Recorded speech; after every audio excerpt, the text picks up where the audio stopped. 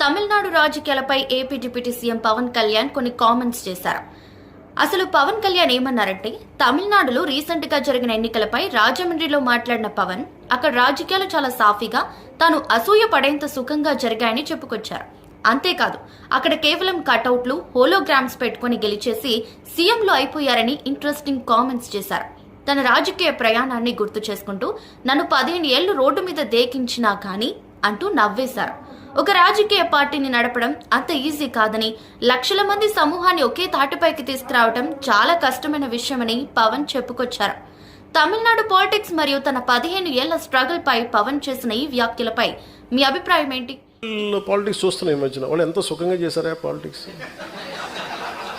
నాకు అసూయ కలిగేంత సుఖంగా చేశారు. నేను 10 కటౌట్లు పెట్టుకుంటే గెలిచేశారు. అలాగే కటౌట్లు, హలోగ్రామ్స్ పెట్టుకుంటే బాగుంది. అలాగే చక్కగా సీఎంలు అయిపోయారు. నన్ను 15 సంవత్సరాలు రోడ్డు మీద దేకిచ్చినా కానీ